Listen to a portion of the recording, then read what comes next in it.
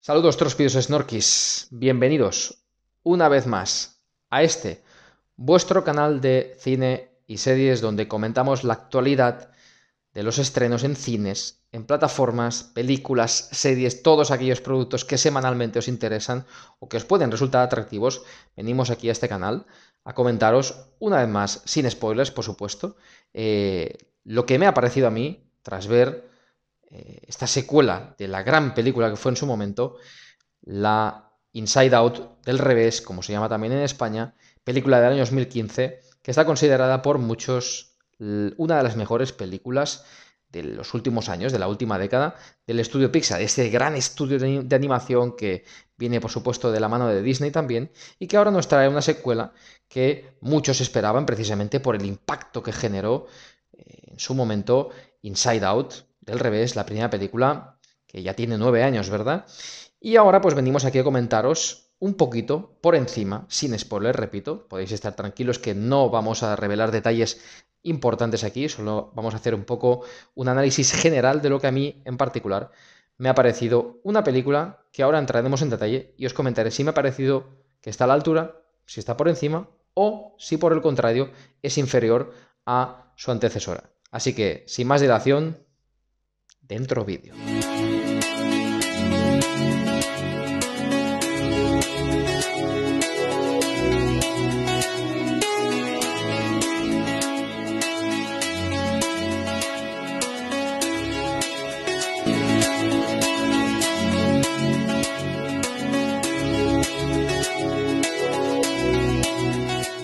Pues tras el vídeo de introducción, lo primero, daros las gracias y la bienvenida a los nuevos que estéis aquí por primera vez. No os olvidéis que os podéis suscribir a este humilde canal, ayudáis siempre con vuestros likes, con vuestros comentarios, ya sabéis que os respondemos siempre de buen gusto y que cualquier ayuda, por pequeña que sea, siempre es de agradecer y más para un canal tan modesto, tan humilde, pero con muy buen corazón como es la Casa Snorky, pues agradecemos todo ese pequeño apoyo, por nimio que pueda parecer, es un gran apoyo y lo tenemos muy, muy en cuenta. Así que sin más dilación, tras esta introducción os comentaré un par de detalles, sin spoilers, como comentaba, de lo que a mí me ha parecido una película que en este caso no repite director. Recordemos que Inside Out, la primera película, aquella mítica del año 2015, venía de la mano de Pete Docter, que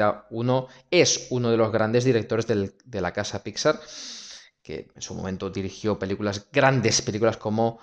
Monstruos S.A., como Up, como Soul, incluso ha estado la propia Inside Out, del revés es del también, y él ha estado incluso involucrado en el guión de muchas de las grandes películas de Pixar. Y en cambio aquí no repite como director, sino que está como productor ejecutivo a cargo de la película. Como director tenemos en este caso a Wellesley Mann, que debuta en esta película como director. Es un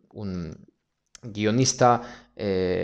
guionista gráfico, director que debuta aquí en su primer largometraje de animación. Ha hecho ya algunos trabajos en cortos de animación, en guiones, pero jamás había tenido la ocasión de poder dirigir plenamente una película él solo en este sentido. Y bueno, deciros en general que la película mantiene ciertas de las virtudes de lo que fue en su momento la película Inside Out, lo cual hace que tenga puntos fuertes innegables esta película: la animación, los personajes, las dinámicas, la parte divertida. Es una película muy estimulante, es una película muy dinámica, que dura un poco más de media hora y que en ese sentido no tiene problemas de ritmo y que además se siente muy bien hilada dentro de lo que es la naturaleza, la esencia de esta historia, de la historia del personaje de Riley, que aquí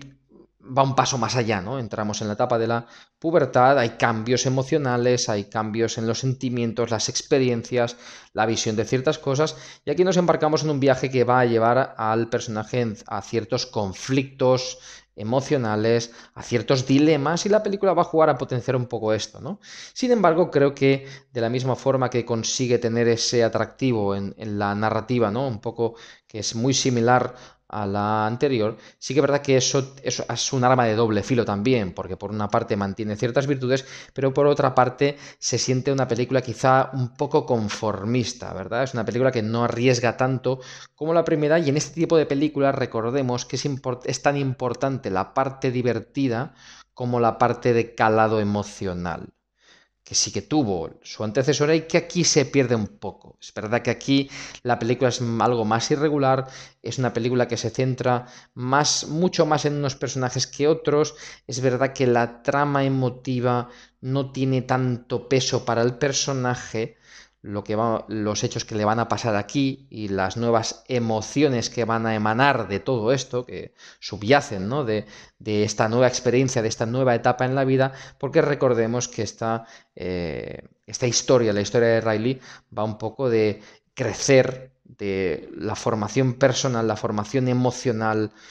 todos los cambios que uno vive, la nostalgia incluso, y ese es un poco el punto fuerte. Y aquí en cambio sí que se pierde un poco, es verdad que tienes esa trama también donde hay cierto punto de, no de drama, pero cierto punto emotivo que te hace viajar con el personaje, y que aquí sin embargo he sentido que no tiene el mismo calado, ¿no? No tiene el mismo, no deja el mismo pozo en el espectador, que sí que dejaba una historia que te sacaba más de una lágrima, o al menos en mi caso puedo decir que fue una experiencia muy gratificante en ese sentido, porque te hace viajar otra vez a esa etapa de niño. Y aquí no sé si por la etapa quizá no es tan atractiva como sí que lo es la niñez, ¿verdad? Mejor la adolescencia por su propia naturaleza no es tan atractiva en ese sentido, pero es verdad que un poco la trama que se desarrolla aquí tiene ciertos puntos irregulares, ¿no? Los personajes, por ejemplo, en la primera película eran fantásticos, todos se complementaban muy bien. Es verdad que el personaje de Alegría tenía como más protagonismo, luego tristeza también, ¿no? Eran los dos personajes principales en ese sentido, pero todos tenían su punto de relevancia en la película. Y aquí, sin embargo, los personajes que vemos nuevos son interesantes, tienen potencial, son divertidos, pero el tratamiento de los mismos es algo irregular y la aportación que cada uno de estos hace a la historia, al arco principal, no tiene tanto, no tiene tanto fondo, ni tiene tanta sustancia como sí que tenía el arco de cada uno de los personajes de la primera película. Entonces, en ese sentido, sí que he visto que, bueno, que aunque son atractivos, son divertidos, te sacan más de una sonrisa, pero no tienen tanto fondo narrativo, no son tan partícipes dentro de la historia, no tienen un papel tan relevante cada uno de ellos. Y ahí, por ejemplo, he sentido la historia un poco más desequilibrada en ese sentido. Aún así, evidentemente, la historia, como comentaba, tiene su punto fuerte. Es verdad que te hace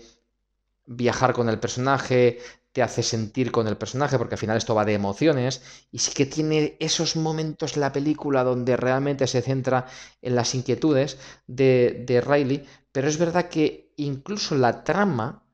que se desarrolla aquí, el conflicto que se desarrolla aquí entre las emociones que tiene, ¿no? El personaje de Riley recuerdan mucho, en cierta medida, lo que ya vimos